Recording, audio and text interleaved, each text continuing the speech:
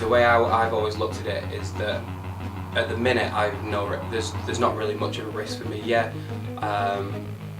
money, you can spend a couple of grand and it not go anywhere, or you can spend 4 grand and it not go anywhere, however much it is that you decide to spend on like the initial collection. But at the end of the day, I think there's never been a better time for young people, and there never is a better time than when you are young to take a risk and to actually just go for it and think, if it doesn't work out, what's the worst that's happened? I'm 2 years older and it didn't work out. Do you know what I mean? I'm not any worse off, other than, yeah, I might be a bit of money down, but money comes and goes. You spend that on a lad's holiday, and I'd much rather think, right, okay, I'm just not gonna splash out as much for a couple of years and just kind of live within my means a bit more and save up and put it into something that I'm really passionate about and really interested in.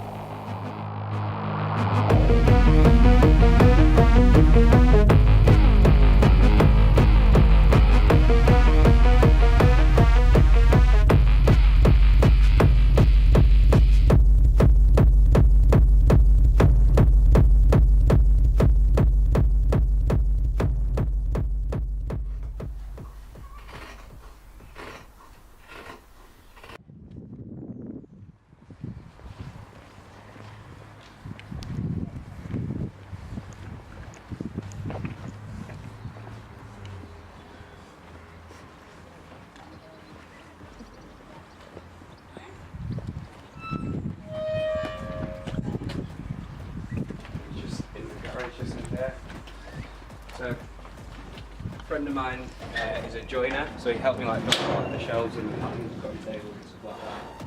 So it's pretty small, but it's got pretty much everything that I need.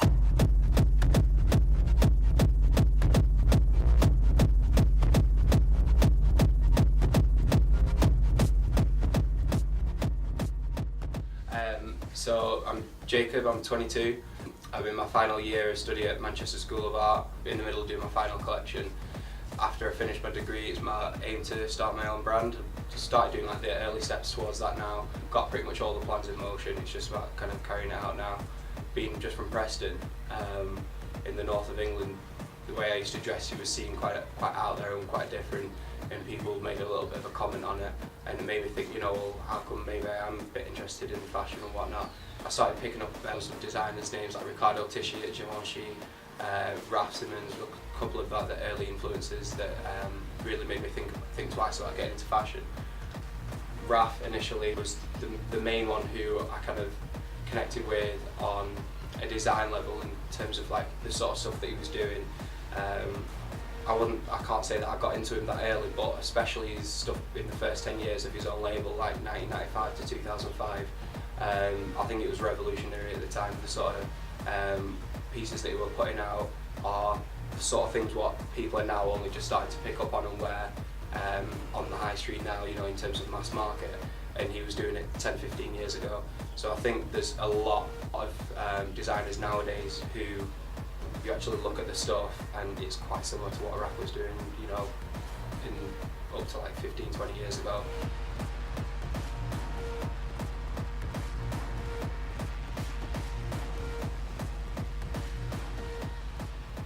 It is a shame, massive shame, I feel like, that everyone just seems to gravitate towards London, and like as soon as everyone comes from all these amazing places with all this cultural history and all the different little things that make a place what it is, and then everyone just kind of like seems to go off to uni, decide they're going to be a fashion designer or a photographer or an artist, and then just move to London and don't kind of a lot of the time forget a lot about where they're from. I'm not really the sort of person who does like a thematic seasonal collection. Like the collections are going to be kind of flowing, you know, it'll be almost like one store leads to another, and it's just an amalgamation of my interest level and my taste at that minute in time. So the collection is basically likely to be a reflection of what I've seen and what I've been influenced and inspired by in kind of like the previous 3 to 6 months.